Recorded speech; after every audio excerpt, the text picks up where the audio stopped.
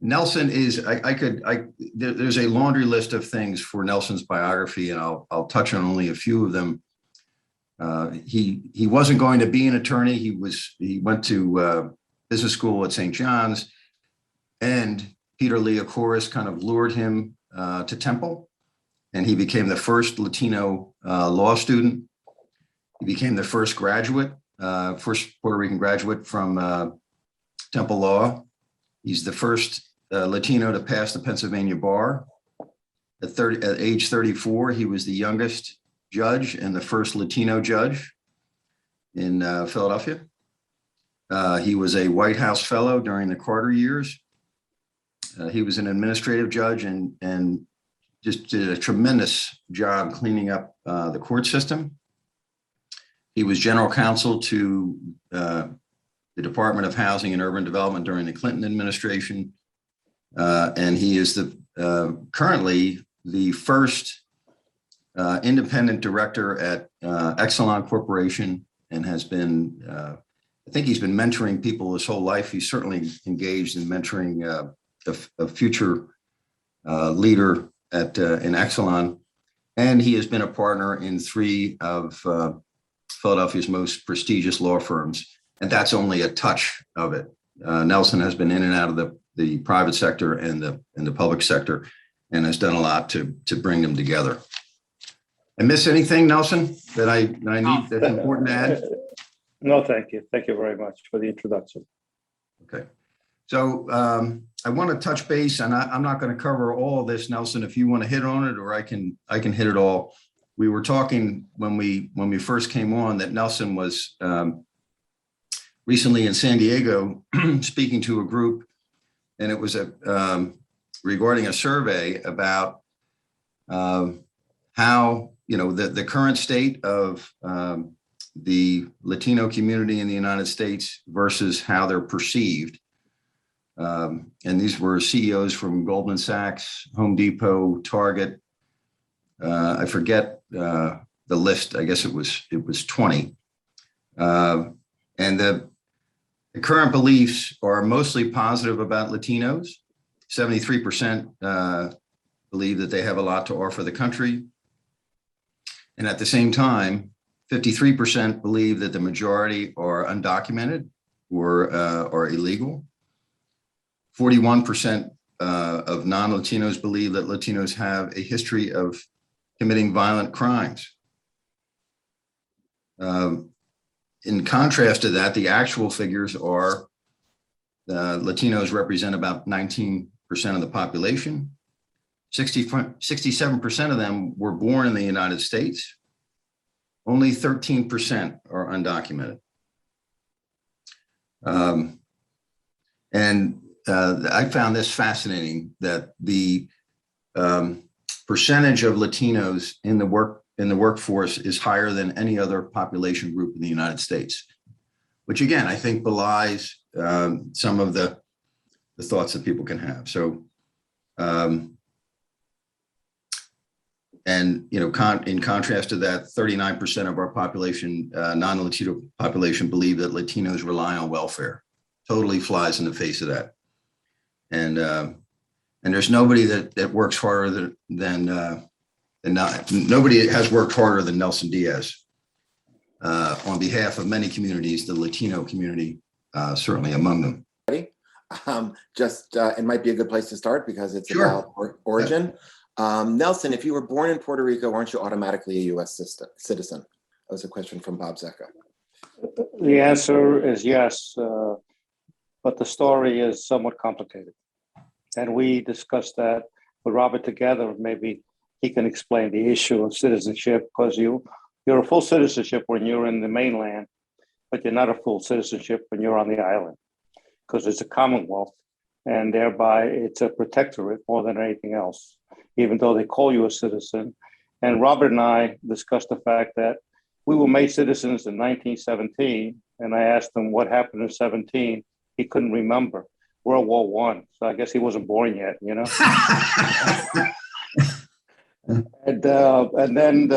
then we went from there, really signifying the issues that related more so to the needs of the mainland and the utilization of the island manpower and woman power.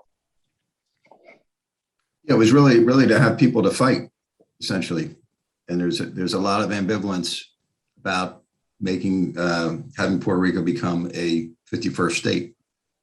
And also, then in the 50s, you had the Industrial Revolution, and you had the need for the picking in the farms.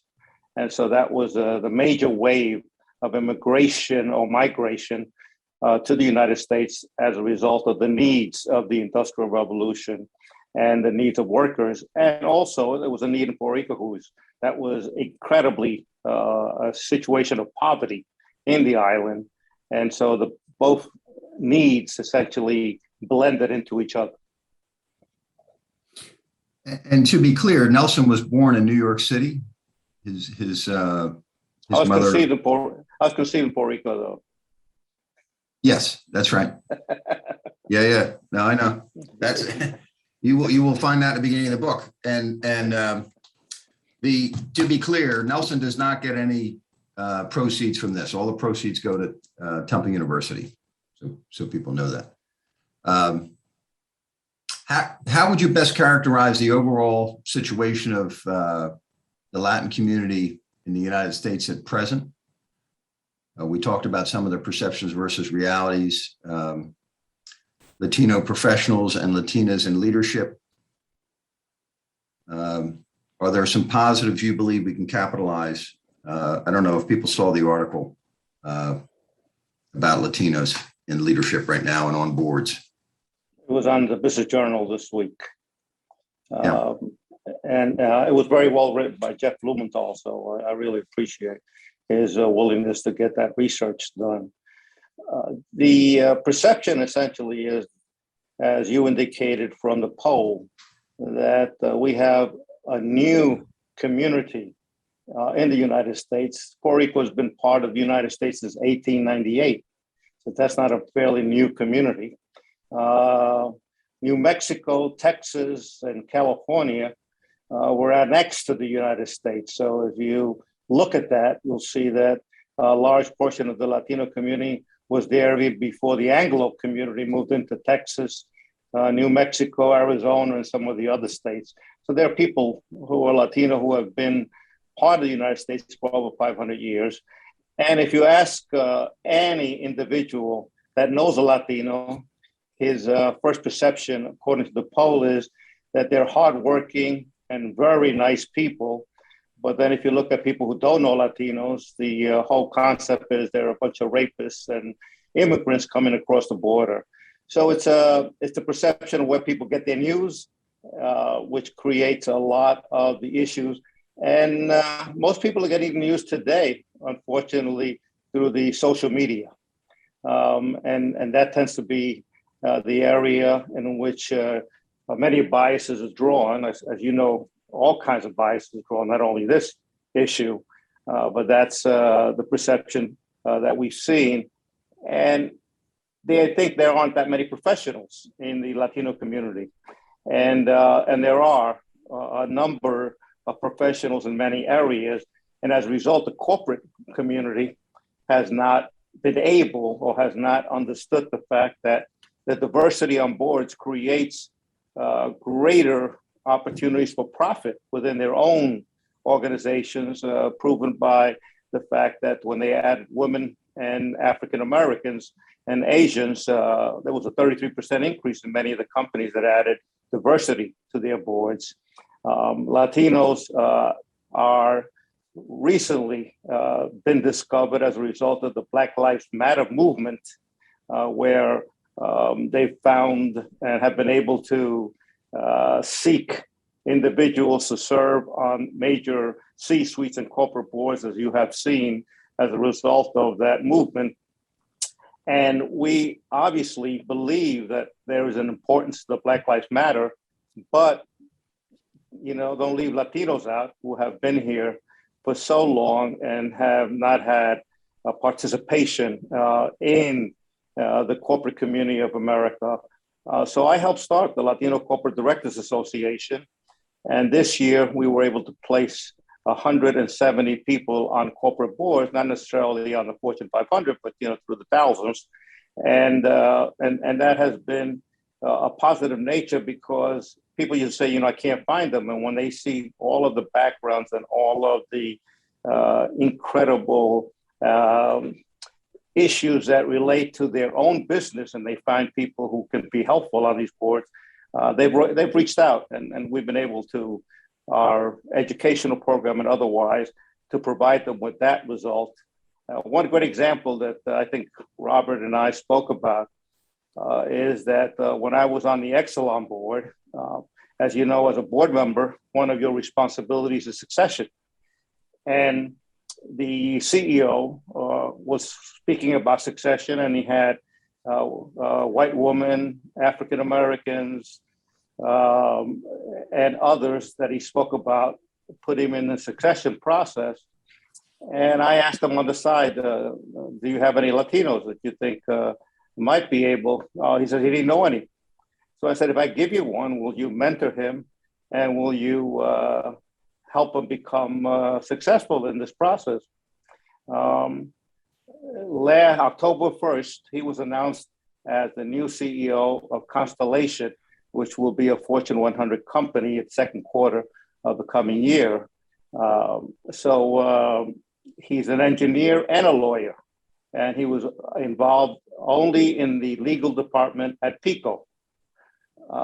And he has been able to run a profit and loss statement for the company in such a way that he has incredibly brought light onto himself and into the boardroom. And yesterday I got an email from the chairman of the Board of Exelon saying, Nelson, you're going to be surprised at how many Latinos we're going to include in the split up of the two boards. So it takes a while to be able to get people, and once they know them, and if you read my book, you'll see that the bias of even the CEO, when he began to mentor the individual, he said, well, he's not a real Latino. And I said, why? Because he's too smart? And I said, would you come over here, Joe? Would you tell the CEO that you're not a real Latino, because otherwise you don't need my help? And so that cured the CEO and cured the relationship, and he's been an incredible leader within the company. I think that's the lack of understanding and knowing that community. Yes, there are issues. Yes, there are problems on education. But as you know, there are very successful Latinos within the business community. In fact, the largest number before the epidemic of startups of businesses was led by Latina women in the country. And so that was a very successful story for a while. I'm sure that they'll come back after this downturn on the epidemic and will revive their businesses again. But that is something that people are totally unaware of. Now, on the Puerto Rican side, it is a story of colonialism. On the Latino scale, we have always been, those of us who are on the mainland, have been on the lower rim of that Latino community. My story began 7 years ago. My mother gets on a ship, the Marine Tiger, that was used during World War II for the transport of soldiers, lands on Ellis Island, even though they don't have to register. And she goes to the Bronx, and I'm born in Bellevue Hospital. So I have an excuse for being a little bit crazy because that's a mental institution. So it also is a great hospital for maternity, one of the first in the country. And my story starts there as an extremely single mother, poor family, the whole West Side Story relationship on the west side of Manhattan, and a sickly kid until what I consider public policy to be very important, and that was the creation of public housing. Public housing provided for me a clean, decent house in which I was able to live without having the allergies and the rat infested situation and all of the things that come with living in a city. And I had a park where I could see some of the best basketball and baseball in the world. And in fact, the guy that picked me up to play baseball was a guy who lived on the streets of Harlem, sort of a homeless guy who had played in the Negro League back when there was a divided major league. And I played for him for 7 years, and he lived off the quarters and selling Converse sneakers with regard to the kids that he picked up on the street. A very wonderful man. Leroy Otis was his name, and I mentioned him. And then I emphasized the opportunities in Philadelphia. And one of the things that people don't understand about Philadelphia has been that, yes, it's the city of neighborhoods, but it's also the city that has limited integration in many of the neighborhoods. So when I first got here, I was shocked that only 67 African Americans had ever passed the bar before 1972. I was shocked that no Latino had ever passed the bar. So I tried to change things at Temple University, and I was successful in making many changes through some activism. And the fact that Marvin Wachman and Peter Leocoris were people who had my back, and to some extent that saved me from the consequences of worse things happening to me. But beyond that, when I first got out of law school, Hey, Nelson. Mm-hmm. Nelson, can you talk a little bit or tell a story that comes to mind about your time at Temple? And you're one of the things that's missing is you all through high school you were not really a fluent English speaking student, right? And then you got to Temple, and your situation, because of where you had come from, was certainly different and alien in some respects. So any story that comes to mind regarding how it was for you coming in and then how you influenced it, I think would be helpful. Yeah, it's a great question. And I'm happy that you've read the story. I was illiterate in 2 languages at 15 years old. Both English and Spanish. Was a very poor student. And I have my report cards that my mother left me to prove it. And at 15 years old, second year of high school, there was a guy by the name of David Wilkerson who was working with the gangs in New York. And many of those friends of mine were being taken out of the gangs and being converted. I was one of those people that was able to see some of my friends changing their lives, and I sort of was afraid of what's happening in Harlem. People were dying of crack and cocaine.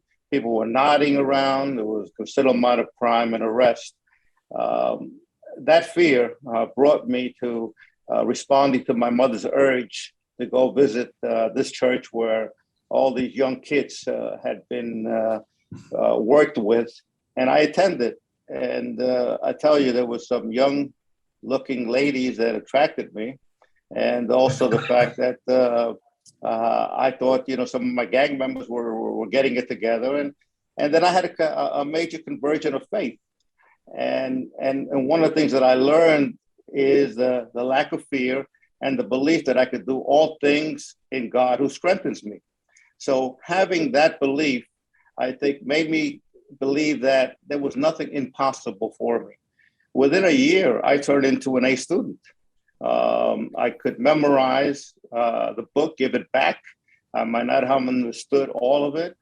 And I was able to graduate in my class in a pretty good stage. And then I couldn't get into college because there was no affirmative action in those days. And as a result, the only college that I could get into was a junior college, which was St. John's Junior College. And it's the only one that I could afford because it was $600 a semester. And I could caddy and pay for my tuition. And I caddied in Long Island, a course called Lake Success Golf Course, where Whitey Ford used to live. So it was a private course. And I made more money than my stepfather made in a weekend caddying.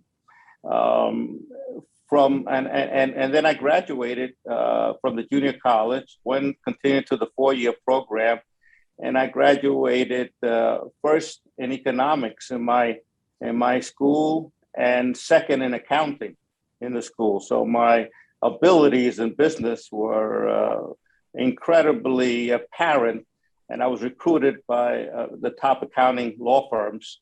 And I had accepted a job before Peter Lee, of course, intervened, and the chairman of the accounting department at St. John's intervened, asking me to consider going to law school. So that's the story on the education side. So that's why I believe that education is the biggest equalizer opportunity for people in our country. You faced some obstacles at Temple and made some changes at Temple, along with some African-American students and things like that. Is there a story that comes to mind? I can think of a few, but I don't want to choose. I founded the Black Law Student Association together with the other 9 African-Americans that were in the school. And we had a dean that flunked out 2/3 of the classes in order to cream, because he felt that Temple should be able to compete with Harvard and Yale and so forth. He was a Southerner from Texas. And as you know, from the records, there were less than 3 African-Americans that had graduated in our prior classes from Temple Law School. So we asked the dean to make some changes. He was afraid of the student body. And so Marvin Walkman asked him to resign as a result of the fact that all the African-American students and myself withdrew from the school and filed a human relations complaint. That was a risk that we took, because here we are, a second-year law school, and giving up those 2 years of education and an opportunity to become lawyers. That's when the law school changed, and today I consider the Temple Law School one of the best law schools in the country, and it's in the top with regard to litigation and litigation strategies, litigation education in the country. And we don't flunk 2/3 of the class out. My class, only 1/3 of my class graduated. And when we graduate, particularly if you're minority students, there are no jobs in Philadelphia because the law firms were also segregated. You had the Jewish law firms and you had the Anglo law firms. And neither of the twain would meet. And the only practicing lawyers were the famous ones that you have heard of, Cecil Morris and the Robert N.C. Nix, and some of those that had a small practice in a black firm, most of whom became judges eventually. So it was a tough city. And so I was not happy when Peter brought me to Philadelphia because of those restraints. And Peter sort of said, why don't you finish what you started? And that's the reason I said, I'll stay here 5 years. 5 years has turned into 50 years. And I started as a public defender. And then when there was so much strife in the communities between Kensington and North Philadelphia, the first situation in 1972 or thereabouts was the drowning of a Puerto Rican kid by the name of Julio Osorio, who was a student at Penn Treaty. And they would chase the Puerto Rican kids out of the neighborhood. And this kid, they chased him out of the neighborhood into the Delaware River, and he died. That's where we got our first Latino vice principal at Penn Treaty. A student had graduated, interestingly enough, from Penn Treaty, who knew that he had to run back and forth from his school and hide under the bed because he didn't want to go into that community. And we were able to create some police protection for the students during that part and create some professionals. Most of the professionals when I got here were mostly in the education field, teaching, many with emergency certification because they didn't have the total requirements necessary to educate in those schools. Other situations that occurred back in the 70s was the fire burning in Feltonville section of the city where the Santiago firebombing occurred, and the whole family, except the father and one of the people who was supposed to be watching, survived the fire. And if you understood the police, period, in our city, they took a guy by the name of Rex Wilkerson, who was a retarded individual, and forced a confession out of him. He was convicted and sent to prison. A guy by the name of Bob Matthews insisted that, God had told him that I'm going to help him. So I said, if God told you, then, that's a higher power. So I'm going to help you. It was controversial because here we have the convicted person. And I got together with a guy by the name of Dave Marston, who was the U.S. attorney, and asked him to do an investigation since I couldn't get Sprague to work with Fitzpatrick, and I couldn't get an investigation any other way. Dave Marston did the investigation, and he said, well, there's a problem with the key witness. What can you do to help me? So I said, I'll go see the key witness. And I took the leader of the Young Laws Party, who was an activist organization in Philadelphia, with me to go meet the witness. The witness was a young kid who was supposed to be watching, and he said that the police had suggested that Rex Wilkerson was the individual, but that he fell asleep and didn't see it. I said, well, you wait right here. I'm going to get you to protection from the legal process, and we'll get the right people. The right people were 3 Democratic committeemen. And it was, in those days, they didn't have hate crime legislation. So it was very perceptive on the U.S. attorney's side to proceed on the basis of the violation of the FHA Act, the Federal Home Loan Program, which gave them each 5 years in prison, each one of the 3 Democratic committeemen who were really responsible for the firebombing of the individual. So there was always that clash between the families here, but Philadelphia has had a history of that. If you look back to when the Irish and the Germans came to the city, the city of neighborhoods has not always been a pleasant experience. Now, Nelson, can you tell the story about when you were living in Vineland? Rob, I'm sorry to interrupt, but just quickly, before we kind of move on, we did have a question from someone, really going back to your comments on education, Nelson. So Bob Zeck is asking how you feel. He's in the camp of extending high school for 2 years to grade 14 to further education, general education. And he's wondering if you have any thoughts on extending education and maybe 2 free years of community college. Yeah, it's a very good question, because I think giving community college education and providing what they used to provide in the old days, something beyond being a doctor, lawyer, Indian chief. There are professions that are not taught today that people could work for.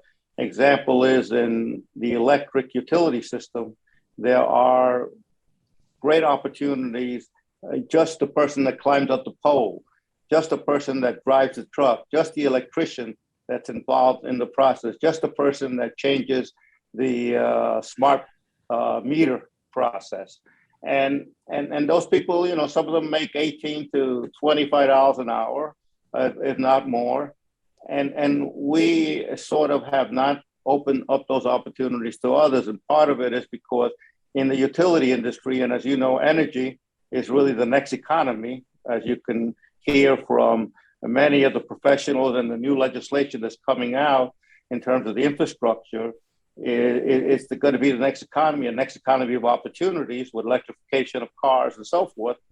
That if you gave a person an additional 2 years of education and you had a community college where you have the flexibility of what you could teach and what you could educate, and there's a partnership between business and those community colleges, I think would be a great opportunity to enhance diversity within that system. When I started at PICO, I would say, and this was back 2005, I would say that almost 90% of the employees were non-minorities.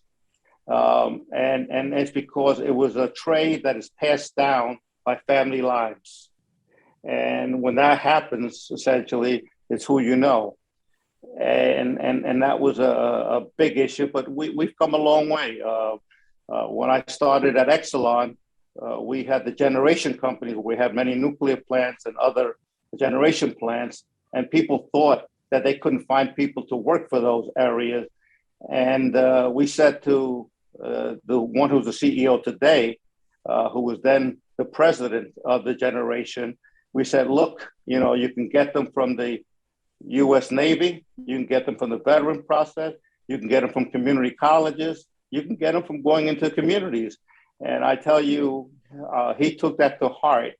And 48% of the first hires in that year happened to be minorities and women.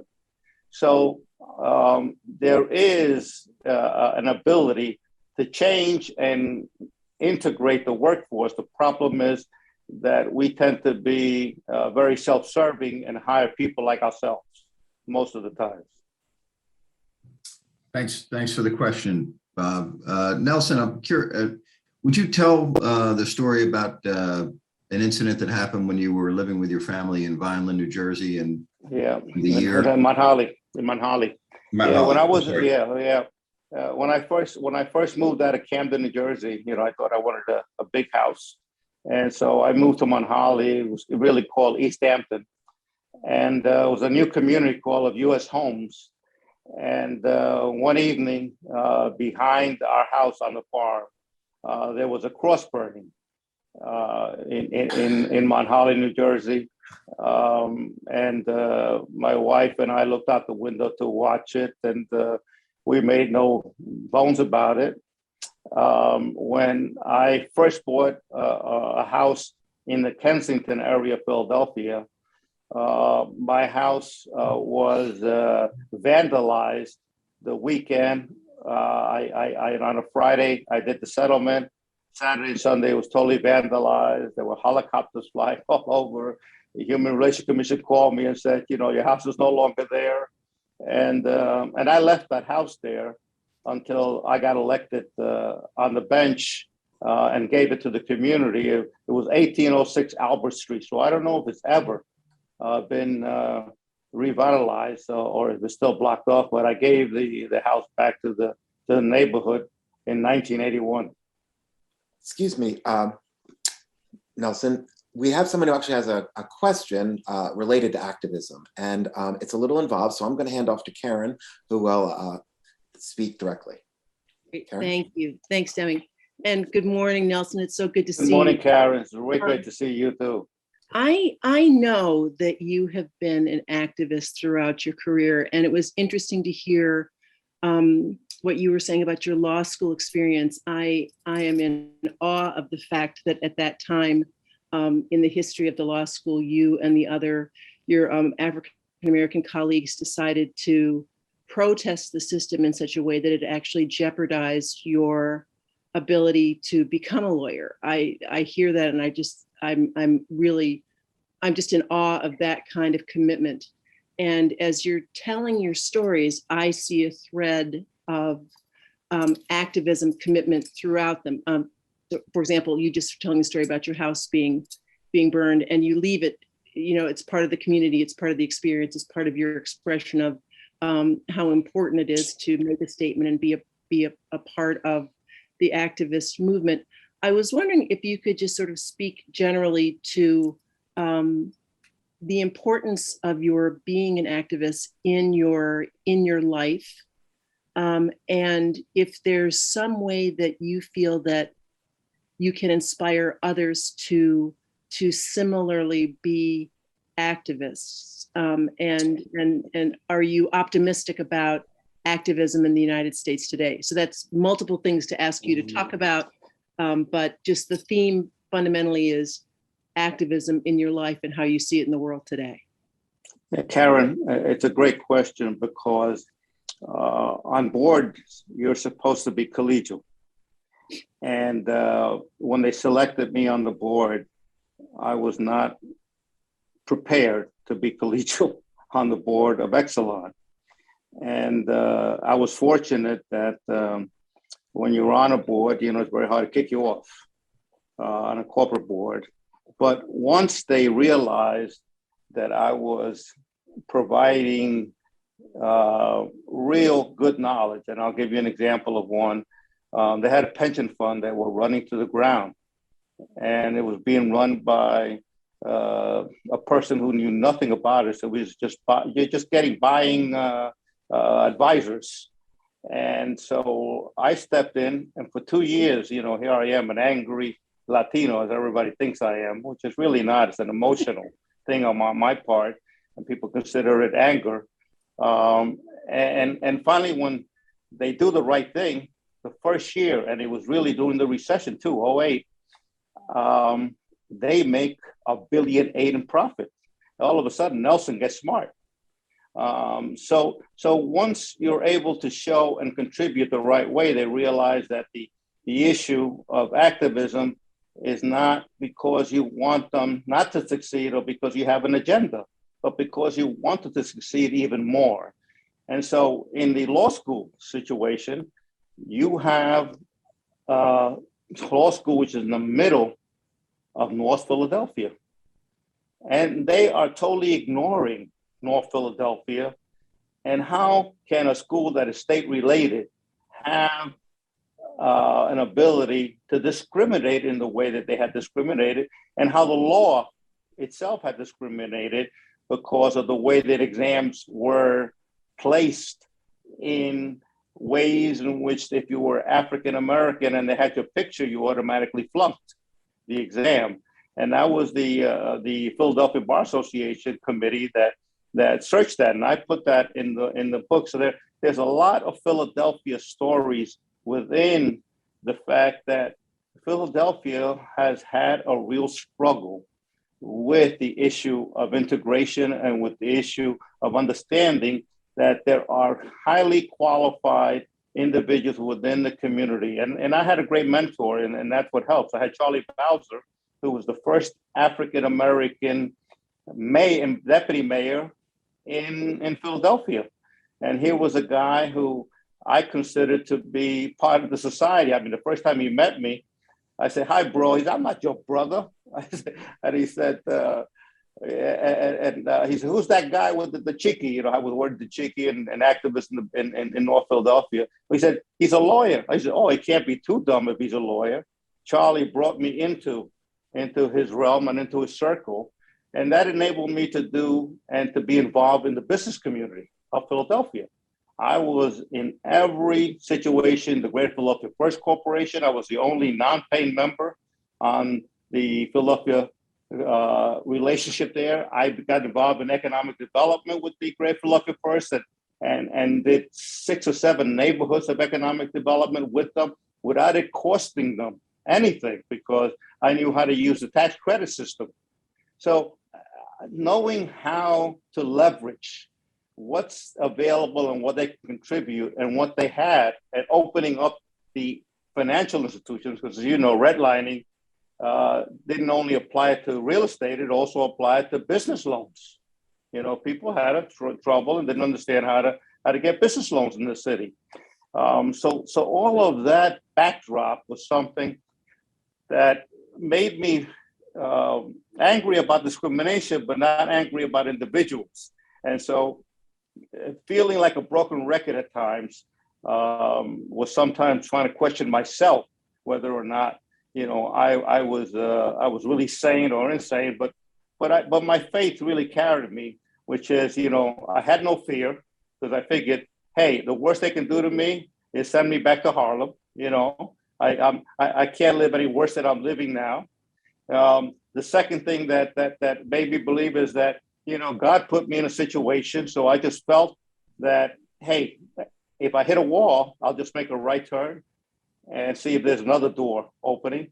And thirdly, I felt my ministry in life was not for me to be enriched, but to open doors for others who didn't have the opportunity. And so in terms of my faith, I thought about Moses. Moses never went to the promised land, but he got him there. Never got to go across. but he got them there and they crossed the promised lands. Likewise, if I could just get them to understand what it is to have a good education, what it is to be able to get into a financial institution and create a cash flow and create a process in which they can process loans. If I could get them to that, they could then take the next steps. And so that's the way I perceive it. When I was a White House fellow, there were very few people of color in the White House Fellows Program. And I was very lucky to be able to impact that during a period of time. But as you know, whatever president comes in, it sort of fashions the commission. And John Gardner, who founder of the White House Fellows Program, I was lucky because Jimmy Carter gets elected, and he thinks I have something that he can improve upon. I'm a small neighborhood guy from Philadelphia.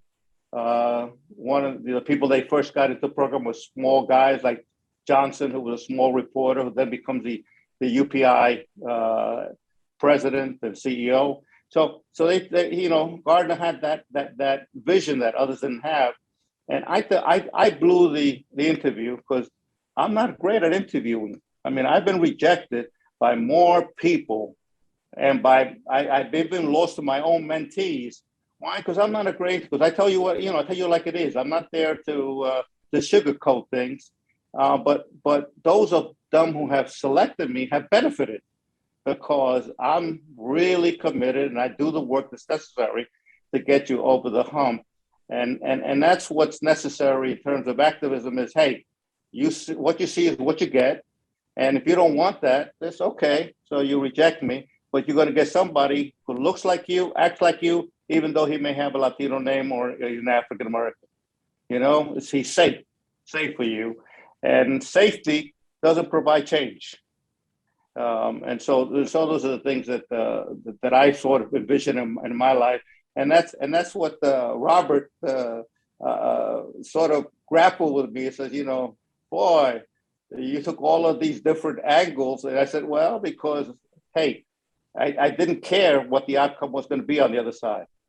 And if you don't care what the outcome is going to be and you care about the issue, I think that makes a difference. And right now, with Black Lives Matter, they couldn't find people who were qualified before to be in major boards or be chairpersons. Well, as you know, Starbucks has an African-American woman now who's the chair of the board. I mean, they found her quickly, and I can tell you others that they have found, and they have placed more African Americans on corporate boards in this last year than in the history completely of corporate America. So you can find them, you can get them, and they can contribute. It's just that it's easier to get somebody like yourself. Nelson, I'm talking about change. Knowing you and knowing your passions and knowing part of where your passions came from and also your vision for what's needed in order to provide people opportunities. I wonder if you would speak to your time as General Counsel of HUD and the Diaz Opinion. Yeah. Yep. I tell you that I didn't want to go to HUD because, I was a judge and I had a job for life pretty much. Even though I was not the most popular guy in the world because of the reforms that enabled to get rid of a lot of patronage in the process and create efficiencies. So that history and my willingness to fight South Philadelphia, Pittsburgh, and some of the corruption in the court system got the attention of Henry Cisneros.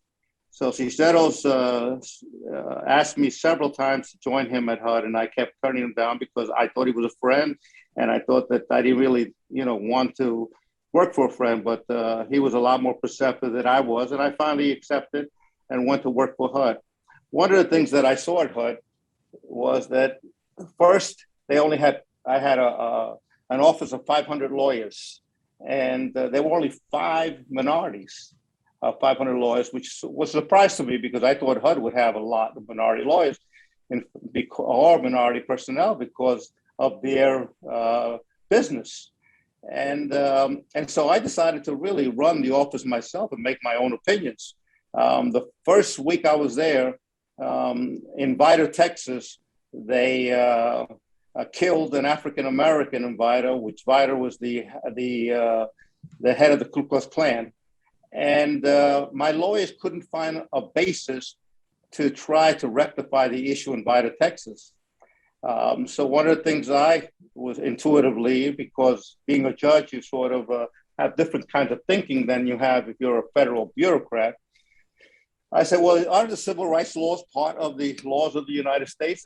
And every city signs a contract with the Department of Housing and Urban Development to follow the laws of the United States. So I wrote an opinion that they violated civil rights by killing this African American, and that the housing authority was 99% white and wouldn't allow anyone of color to get in. So the Attorney General took that and they went into Vida, Texas, and took over the housing authority. And we developed a process and a program of integrating that and many other housing authorities in the Beaumont area. Move forward, the development of public housing had a lot of housing authorities around the country that were only warehousing and collecting rents and doing absolutely nothing but collecting rents and the maintenance of those housing. And many of them failed in their standards of cleanliness and follow-up and work. So I took it upon myself to try to use similar situations of breach of contracts to take over 23 public housing authorities. By taking the public housing authorities, it gave me a basis of using a program for rehabilitation that was a competitive program, but under the law, if I had to settle lawsuits, I could use them to develop these housing authorities. So all 23 housing authorities, I took, about $9 billion of money from the federal government and developed a partnership between the housing authority and private developers. They said you couldn't do it because they had never been done before, but I said, well, the law doesn't prohibit it. And secondly, what we want to see is not only mixed financing, which means that if I give you $200 million, you'll be able to leverage that just like you leverage a mortgage. And secondly, if you have private housing in market rate areas, you will also have developers with market rate units, which means that you will have people of different income backgrounds. Public housing was generally very involved in mostly, can you hear me? Yes. Yeah. Public housing was mostly involved in taking those monies and really not leveraging it. So an organization from St. Louis wanted to do that in some of the other publicly financed activities. And so I created what was known as the Diaz Opinion, which basically said, very simply, unless it's prohibited by law, you can take these properties and you can create partnerships with public and private enterprises to develop them. That's great. If you come in with $200 million from the federal government, a private developer will manage now the public housing and manage also their market rate housing. And as a result, it will be managed a heck of a lot better because the public housing authorities were doing nothing but collecting rents and not even cleaning and properly. So that enabled us to save public housing throughout the country because the financial rewards that were being given in terms of modifications and returns that each one of the housing authorities got for maintenance was being reduced every year. So today, when people were concerned about Section 8 housing, for example, I don't want them in my neighborhood. Well, now they're in the market rate areas. It wasn't the same detraction. So excuse me. If you want to see an example of one that was very successful, is the one that Kenny Gamble developed on in Bainbridge, Broad and Bainbridge, where he was given a bunch of housing for $1 pretty much on Bainbridge because they were, really a poor neighborhood. A developer came in, which was a guy by the name of John Rosenthal with Penrose. They developed a partnership.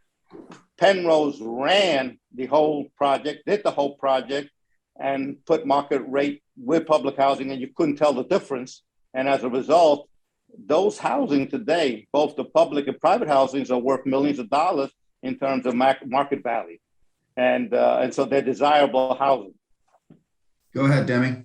Thank you, Nelson. I'm sorry to interrupt, but I think this is a little bit of a pivot, but it's on a related note. We have a really, what I think is an excellent question from Lori Rosenthal.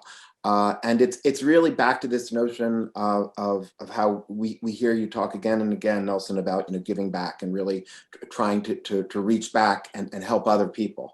And so her question, and I will just read it, it has been often observed that when women succeed, they offer one of two pathways for women following them. They either practice one, that work hard, they had to work hard and fight the current, so the next woman has to do the same, or they decide they represent all women and help pave the way. She's wondering if you feel this is also the primary fork for Latinas. Well, I have to tell you that women have been discriminated as well throughout history. We understand there has always been a fraction of a difference between what woman is paid and a man is paid at work. The Equal Rights Amendment was based upon that, trying to equalize all standards. So women have been discriminated, even though they worked hard, just like all others who work hard. The most successful group that has catapulted women into the corporate community is a group called Catalyst. Catalyst put together 500 professional women from C-suites. And because they had the ability to grab a CEO and bring them to their conferences and beat up on them, it enabled them, when I started with them back in the 2000, there was only about 5% of white women on corporate boards. Today, there's 25% of white women on corporate boards. And not only have they pursued and challenged the system and been advocate in the system, but they have also proposed legislation. In California, there's legislation that requires that 50% of all boards have women on their boards, and to equalize that. Illinois passed a similar legislation, and New York has also considered a similar legislation. And if you really see where the genesis of it came from Europe. In Europe, it's mandated that there be a 50% participation of women on corporate boards. So it hasn't been all work. It has been the advocacy and the ability of women, just like they got the right to vote was an advocacy, just like they're getting the opportunities to get on corporate boards, the advocacy, and just like all of the Me Too movement has been advocacy. So yes, we all work hard. As I told you from the survey on Latinos, those people who know Latinos, they say, oh, they're wonderful people and they work hard. Those people that don't know Latinos say, oh, they're a bunch of rapists and immigrants. So the real issue in terms of the perception, yes, everybody's worked hard, but in a man's world, and it has been a man's world, it was also difficult for women to get equal opportunities in the workplace. Thanks, Nelson. I want to focus back on housing, which I think is a fundamental and foundational aspect. And I'm wondering if, before we move on from that, if you would touch base on how you've seen the Hope 6 initiative in housing and Sister Mary Scullion and APM, the different organizations that have come up, and the impact that has on opportunity for the people in different neighborhoods and things like that. And that's such a fundamental piece for you I mean, part of me wonders whether or not you could have ever achieved what you've done without housing in your life. Yep. Well, as you know, the first time I ever slept in a bed was when I was given public housing apartment. I was 10 years old. Before that, I slept on a sofa. And so public housing, to me, is a great opportunity when you put a person with a roof over their heads and you give them a cleanly environment. It begins to give that person health and development. Well, when I got to HUD, one of the lawsuits that was there for over 12 years that the federal government was fighting was in Texas. And this house was built on a cement factory and was a high riser, isolated from the entire community. For 12 years, they've been fighting it because the cement factory and all of the illnesses that were being complied to the children. And also, it was mostly single women with children and no transportation of any type. So my interest was, how do you rectify this? Well, my first experiment was to take a lawsuit from the ACLU in Baltimore. And in Baltimore, you had high rises when you didn't need to have high rises because you had enough land to develop housing. So I took the Hope 6 program and settled the lawsuit in Baltimore and required them to eliminate all the high rises and build nothing but single family units throughout Baltimore. That was a very successful experiment when we did that. And there were mobility certificates in terms of the suburban communities and so forth. So I began with, hey, what works in New York doesn't necessarily work all over. And so, the example is always, put everybody in one place and you give everybody an ability to have a house. No, you have to have a decent, livable environment. And you have to have what I consider to be diversity of residents and also diversity in financing. Took that model and threw it around the country. And as a result, even in Chicago, we got rid of a lot of high rises. Now, Chicago blames us for spreading the shooting around the city because most of the city was on Lakefront Drive, right? Well, Lakefront Drive there is a very profitable commercial area, and they had all these high rises and public housing people shooting each other against one housing authority or the other. So we got rid of all of that and developed a lot of low-rise housing throughout Chicago. And, we can't get blamed for diversifying shooting around the city, but it really helped Lakeshore Drive in terms of using it as a commercially marketplace. And it helped many of the residents because now they had housing that they sort of felt was compatible to the city and what the city housing was like. So if you merge private developers and what private developers do when they develop a unit, they look at the market rate. You asked me about APM.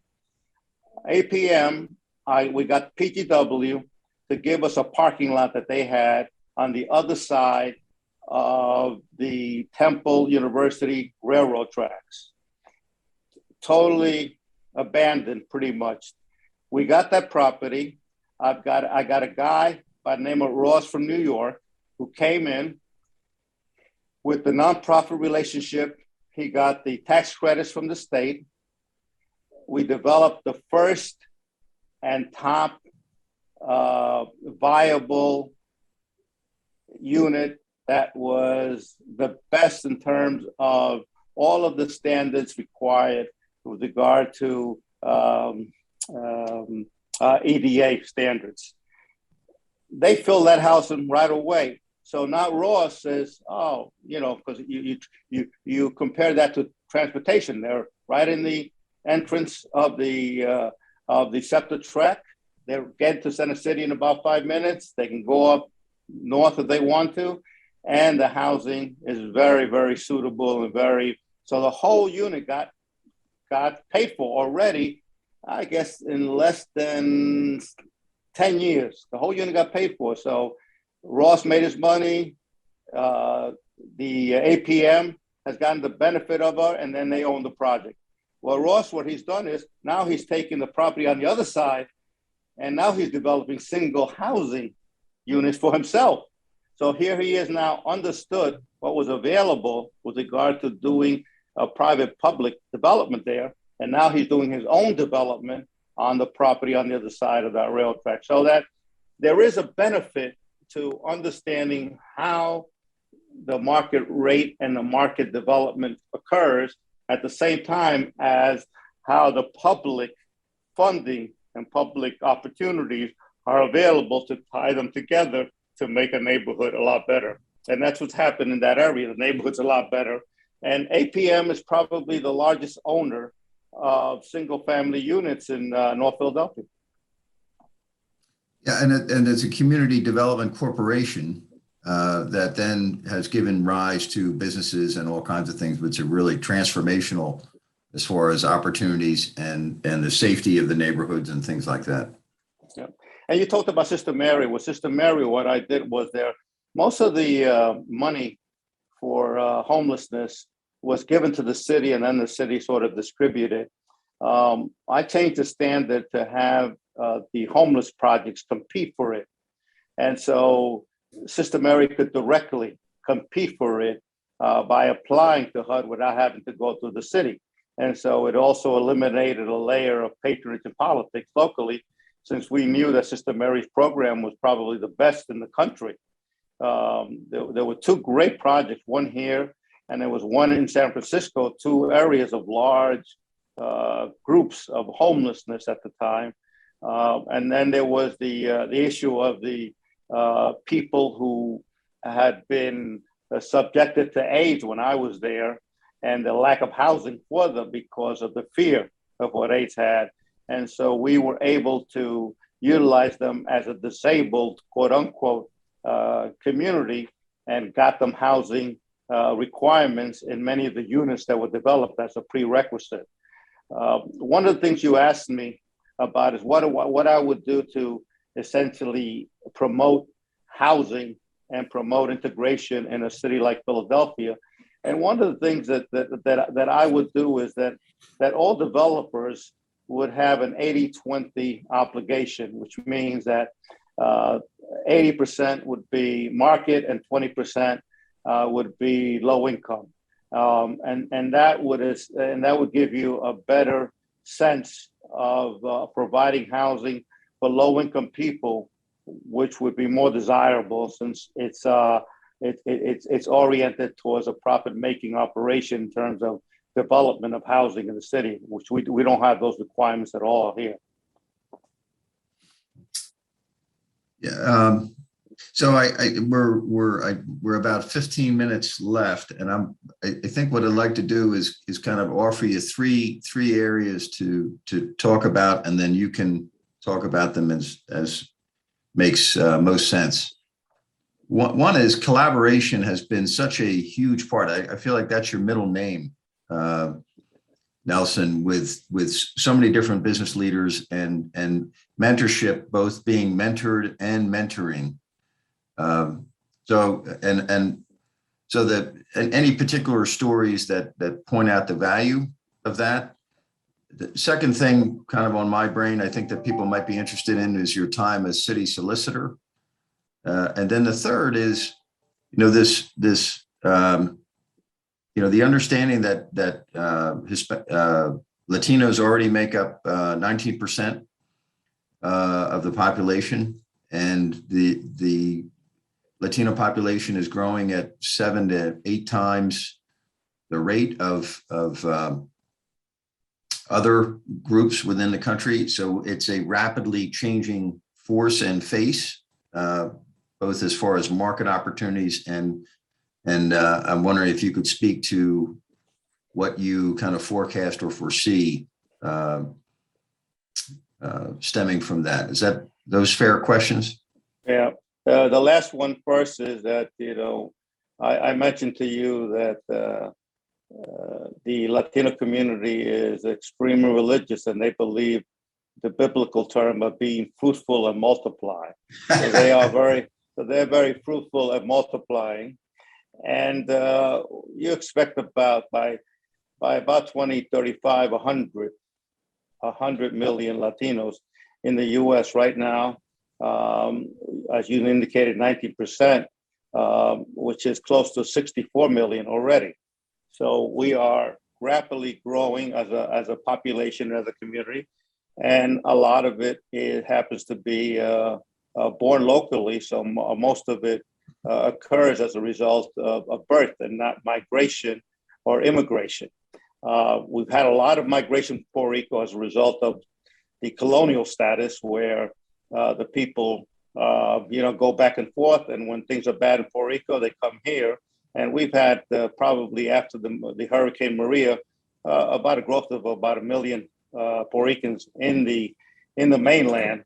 Many of them are different than the first wave. The first wave was a working class community, really not educated, farmers, as I indicated, pickers and industrial workers.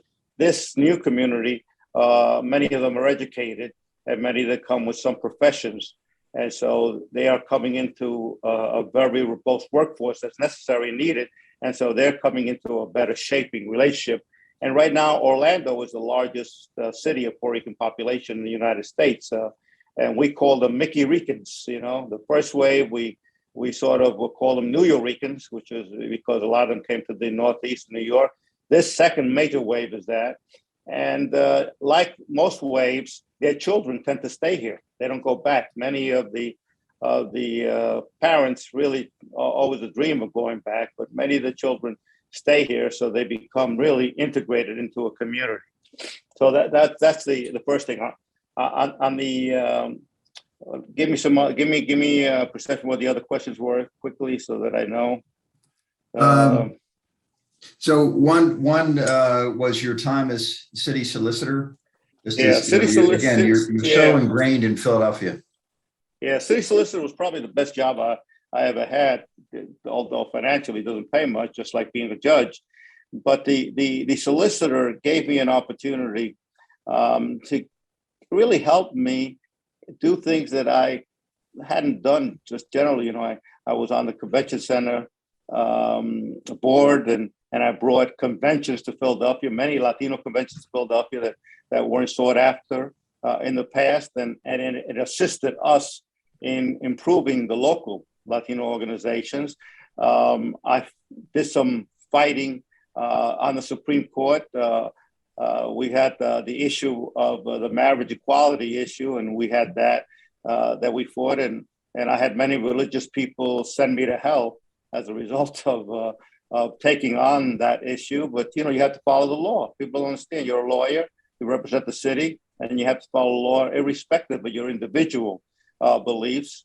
And then there was the issue of the police tactics on putting and trying to help, and then INS on getting violators of undocumented individuals in the city, and sort of reporting them to the INS and getting them arrested. And so you had many restaurants in the city and many service-oriented activities that were losing their workers, and there was a fear in terms of what was happening. So I issued an opinion that it is the federal responsibility and not the city's responsibility to add on an unfunded mandate of getting undocumented individuals arrested and deported.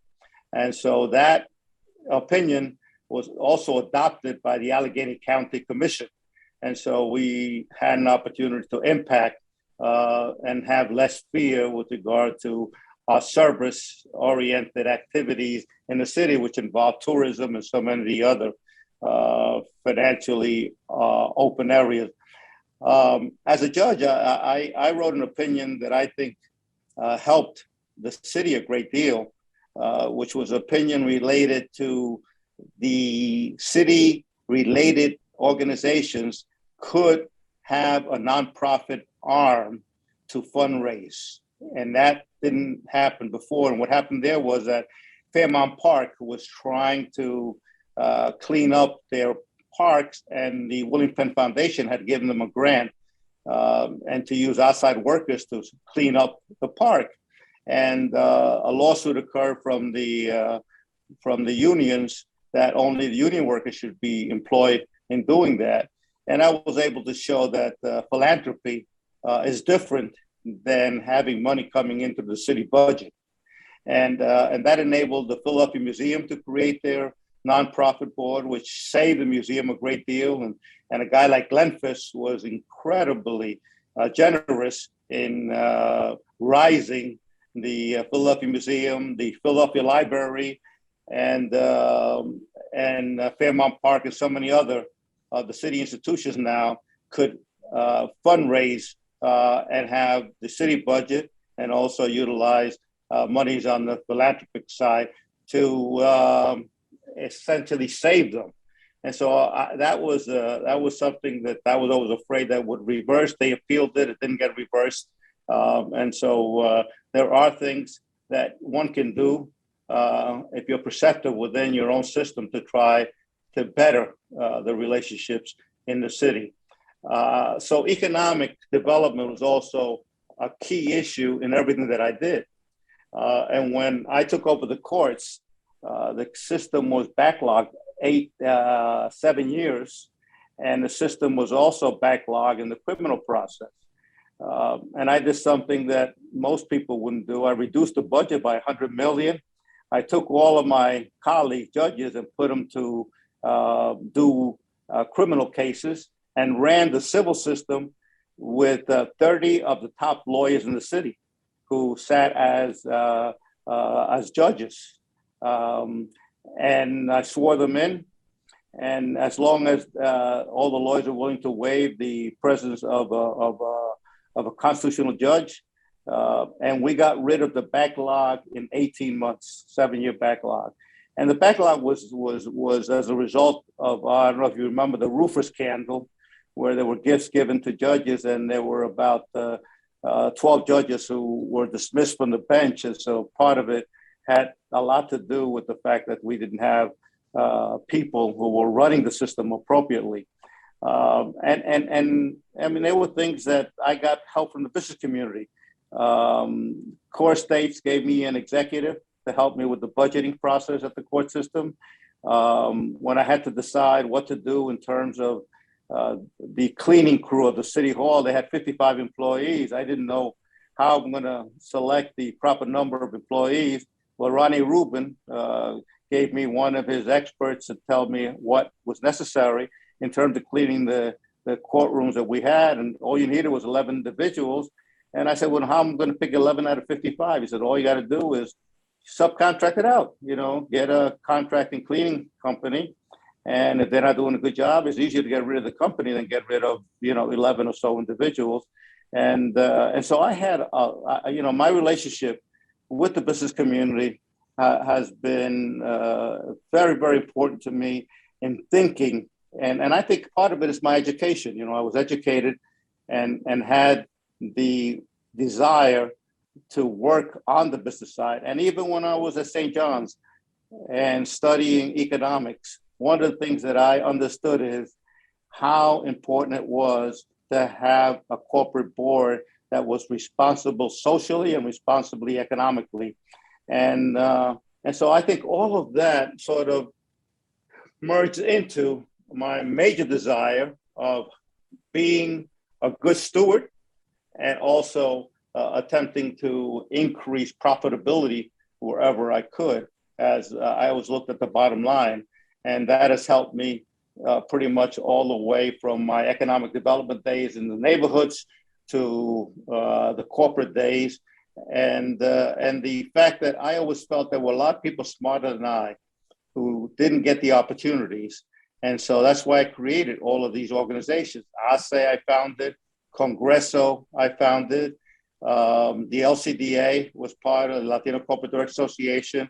It was an organization I founded. I founded a large organization dealing with Puerto Rican issues. So I was always out there trying to figure out to get a lot of people who were smarter than I was into the system, and so that they could also make those contributions. And a lot of it is worked out successfully, although you always have the doubts when you start them. whether or not you're going to get the funding, whether or not you're going to get the right personnel, whether or not you're going to have individuals who know the resources, and whether or not they lose the mission. So you have all those quandaries. But as I told you from the beginning, my great faith and the lack of fear makes me be a very what you see is what you get individual. Yeah, got it.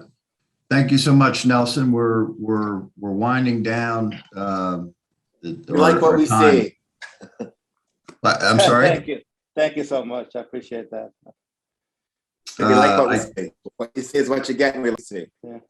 Thank you. Yeah, well, I think that as you again, if about Philadelphia, about the Latino experience, about change in America, his book is really, I mean, it like Nelson is a good talker, right? I mean, he can talk, and there's so much more in the book that, I mean, there for me, it was so eye-opening and riveting. I mean, the cross burning just, was amazing to me, particularly that location and in that time frame.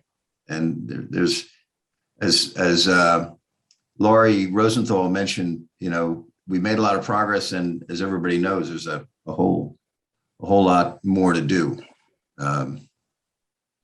So I thank you, Nelson, for your time and your candor, and for everybody else's participation and questions. I want to tell you, Bob, that my dad passed yesterday. So. Yeah. So we will be doing things, but I was not going to let you down. I appreciate that. When we met on Friday, we were certainly hoping that was not going to be the case. So again, I'm particularly appreciative, and I look forward to some more coffees and conversations. And let me tell you, my book was somewhat entertaining also. It's not a dry bio as I began it in terms of writing like a lawyer, but it also gives you an indication of what you as an individual can make an impact on a person. And I was hoping that if any high school or college kid read it, to let them know that life didn't end at 15 or didn't end at 21, that there is more to life if you have the really motivation to make a difference. It's really a lot of motivation and lack of fear. Yeah. Well, or courage in the face of fear, right? Both I think are applicable. So we are in the process, Deming and I, of bringing a program. Our next program, I expect, will be from the Forum for Executive Women, who develop an annual report every year regarding women in leadership and the status. And we're working on nailing down a date and a time where they can present the results of the report. And it's unfortunate. They're an excellent group, by the way. Excellent group. They are, and it's been a stubborn. The lack of progress is obvious. I'm just delving into this year's report, and it's very frustrating. And remember, you're in Pennsylvania. Remember, you're in Pennsylvania, the Quaker state. So again, thanks again, Nelson, particularly as a Quaker, I take exception to that, Nelson. You're wonderful people. When I went to Japan, and I worked in Japan as a first American judge, the Quakers worked on the Constitution and the effort. So I was in the International House, and I would meet all of these Quakers still coming to the International House to essentially solidify all of the relations. And I was there in 1984 when the Japanese government said the purity of their culture is why they're so great. And so they sent somebody who was unpure like me to show them that in America, some unpure people can give contributions also. Quakers won the Nobel Peace Prize shortly after World War II for their efforts in relief, trying to help everybody. That's right. And they've been the biggest movers in the Friends Society on the issue of colonialism in Puerto Rico. I don't know if you're aware of that. They had a major office here in Philadelphia working on that. So, yeah, my son went to a Quaker school. The problem with Quakers is that, you got to push a little more. They're so wonderful, loving people. But slow. Everything moves on in a slow way with Quakers. That's right. I prefer the word "and" instead of "but." So, thank you, Rich. Again, thank you, Nelson. Thanks to everybody. Beacon is the premier executive networking organization serving the Mid-Atlantic region. To learn more, go to beaconforlife.org.